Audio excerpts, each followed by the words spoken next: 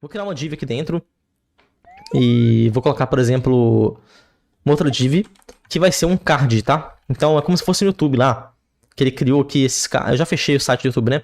Como se fosse aquele site que a gente tem aqui, ó. Tem vários cards e tal. A gente tem muito site que é assim, né? Que ele tem ali vários parâmetros. Por exemplo, o Globo.com. Ele tem vários sites que se comportam dessa maneira. Então eu vou criar aqui uma div com class card. E aqui dentro, div class card container.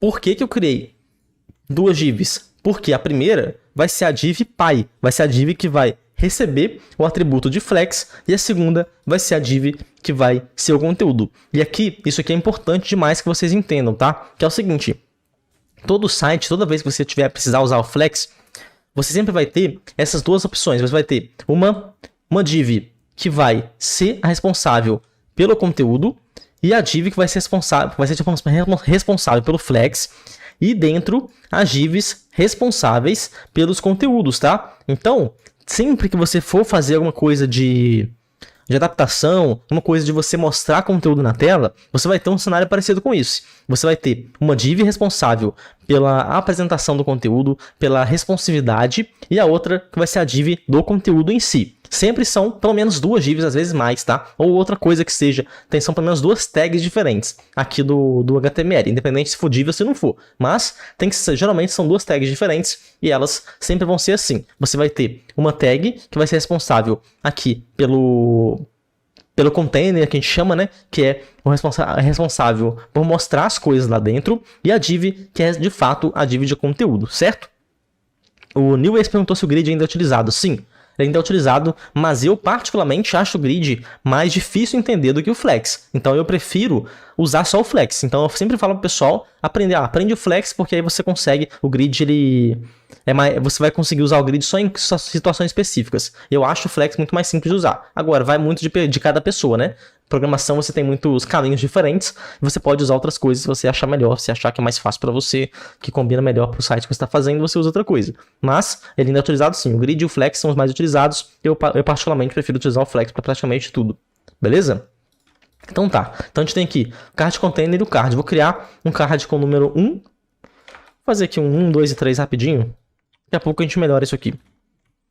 Agora dentro do style, primeiro, eu vou fazer um asterisco para tirar o padding, e o margin, só para não ficar aquela margem chata. E o box sizing, border box. Vocês sabem o que são isso? O padding, o margin, o padding, o espaçamento interno, margin, o espaçamento externo, box sizing para a gente manter o tamanho da borda e o tamanho do padding e do margin sem alterar o tamanho dos arquivos. Estou fazendo rápido porque não é o assunto da aula, não é esse, né? Então, eu criei uma classe card container aqui que a gente precisa colocar nela display flex. Apenas isso por enquanto.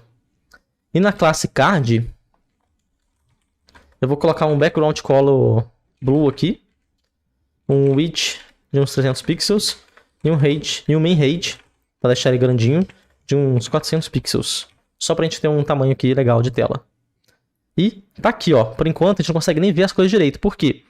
Tá aqui dentro, deixa eu colocar um color também white aqui.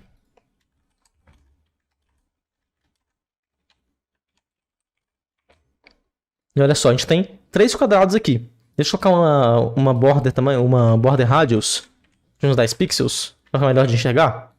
Ó, agora a gente consegue ver o início e o final aqui do nosso card. Vou colocar um padding também. Show de bola, ó. Então agora a gente tem o card 1, o 2 e o 3. Como isso aqui é super simples assim de entender, hein, pessoal? Então prestem atenção aqui que vocês não vão errar isso aqui mais. Basicamente a gente tem 3 cards aqui. Show de bola. Ah, eu quero colocar eles, quero deixar isso aqui responsivo. Ou seja, primeiro, eu quero deixar isso aqui alinhado no centro, por exemplo. Como que a gente faz? A gente vem aqui no Display Flex e usa aqueles atributos. Então, como eu falei, o Flex Direction está como row.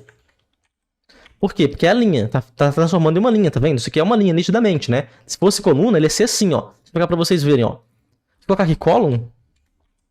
Olha só, ele vira uma coluna. Beleza, se eu quiser colocar no centro, você vem aqui, Flex, aí não é mais Flex Direction, vou tirar o Flex Direction aqui, e eu vou colocar agora o Justify Content Center, por exemplo. Ele vai lá para o centro. Ah, eu quero dar um espacinho entre eles, um espacinho pré-definido, é o Gap, que a gente acabou de falar. Gap, 20 pixels. Eu vou aumentar a letra também, que deve estar ruim para vocês enxergarem, né? Então, File, Preference. Deixa eu dar um 28 aqui. Pronto, melhor para vocês enxergarem. Então, ó, Card Container tem o Display Flex, Display Content Center, Gap de 20 pixels, e o card de baixo tem aqui todos os atributos, só para deixar o card bonitinho para a gente enxergar. Então, agora tá aqui, ó, os cards se comportando como uma linha e aqui no centro da tela. E com um espacinho e tal, tudo certo. Então, eu não quero deixar mais espaço entre eles, eu quero que eles fiquem colados. Tira o gap. Pronto. Por que você usa o gap ao invés de colocar o margem aqui? Porque se colocar o margem, ele pode quebrar, né? Colocar margem 20 pixels, ó.